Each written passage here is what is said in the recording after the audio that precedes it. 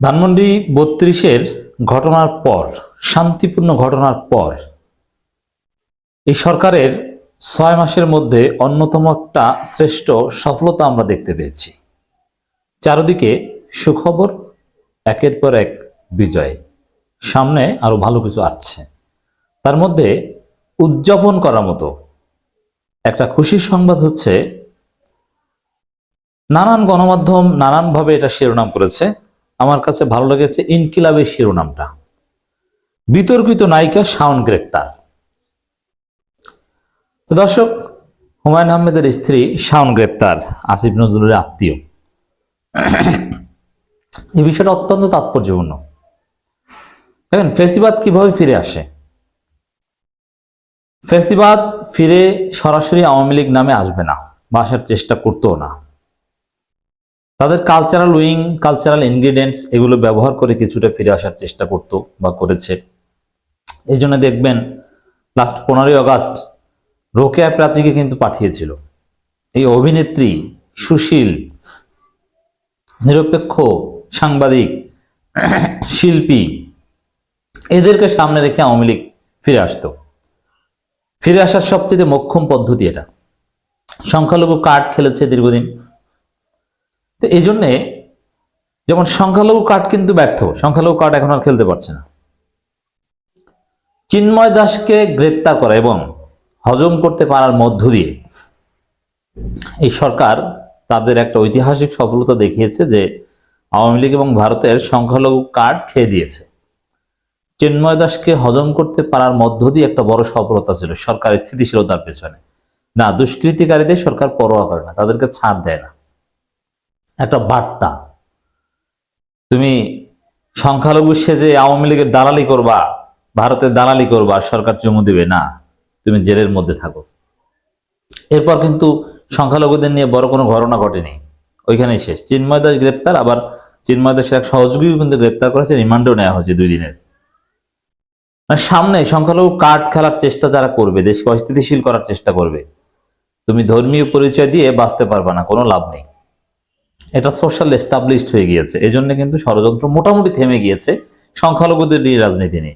এর মধ্য দিয়ে সংখ্যালঘু নির্যাতনের কোনো ঘটনা ঘটেনি, কেউ নিহত হয়নি। এটাও সরকার প্রমাণ করেছে যে হসপিটালে নিহত হয়েছে বৃদ্ধ বয়স বা ক্যান্সারে আক্রান্ত হয়ে, তাদেরকেও নির্যাতনের মৃত্যুর মধ্যে দেখিয়ে দেওয়া হয়েছে, অথচ এরকম কোনো ঘটনা ঘটেনি।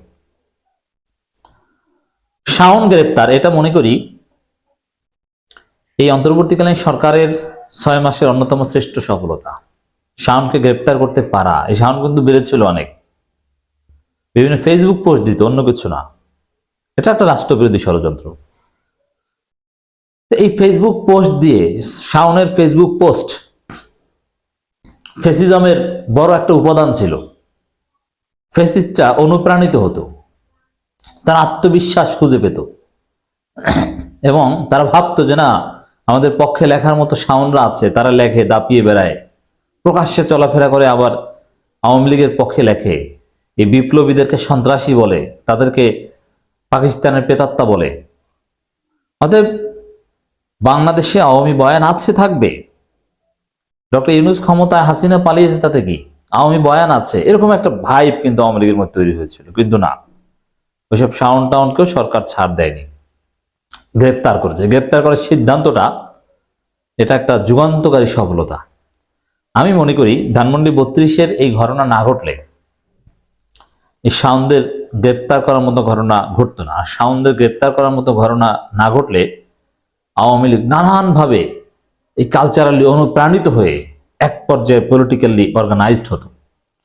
এজন্য ধানমন্ডি 32-এর এই ঘটনার পরেই শাওন গ্রেপ্তারের প্রেক্ষাপট তৈরি হলো। শুধু শাওন না, এরকম আরো অনেকে নিজেদের মুখোশ দেখিয়েছে।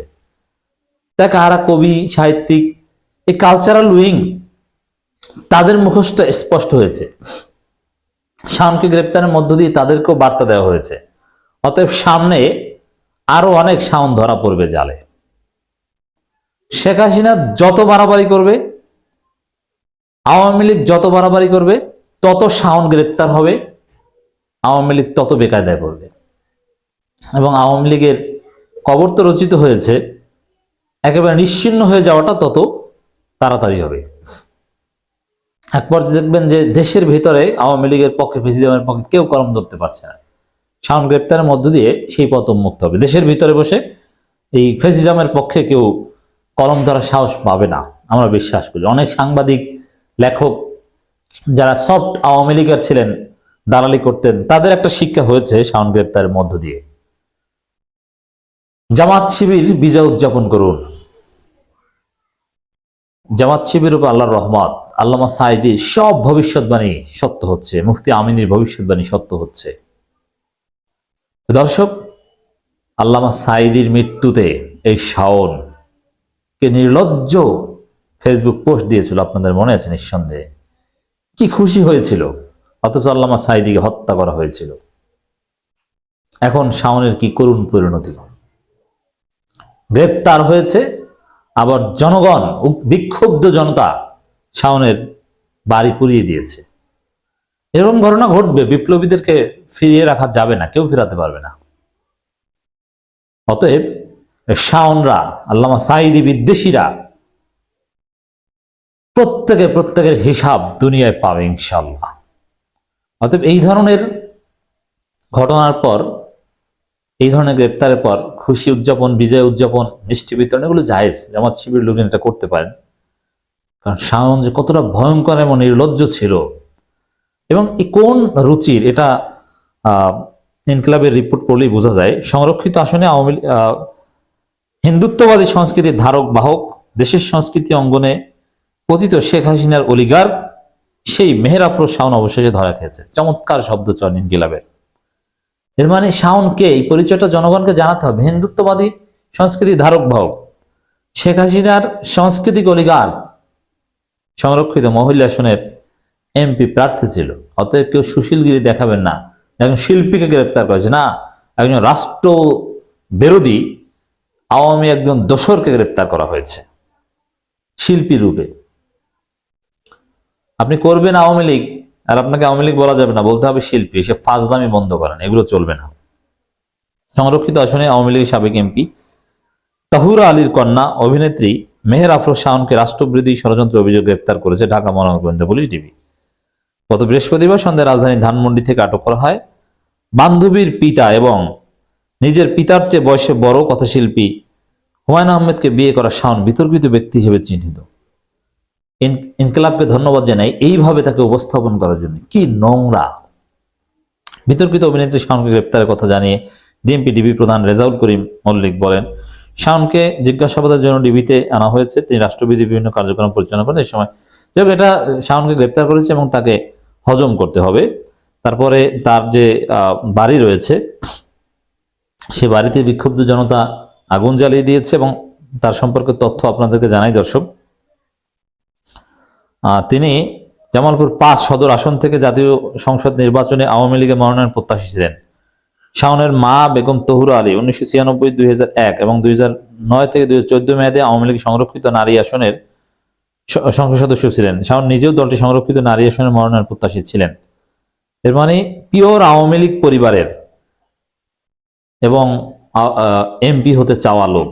তো এমপি হতে চায় কোন পর্যায়ের চাটুকার এবং কোন পর্যায়ের ফেসিস্ট হলে আওয়ামী লীগের এমপি হওয়ার আশা করা যায়, বুঝতে পারছেন? অতএব কেউ যদি শাওনের গ্রেপ্তারের বিরুদ্ধে সুশীলগিরি দেখাতে আসে, তাকেও জনগণ জয় বাংলা করে দেবে। তার বাড়িঘরে উত্তেজিত জনতা হামলা করলে করতে পারে, আমরা চাইলেও ফেরাতে পারবো না। অতএব এটা সরকারের একটা বড় সফলতা। এক ইসলাম বিদ্বেষী ফ্যাসিস্ট জালে ধরা পড়েছে, আলহামদুলিল্লাহ।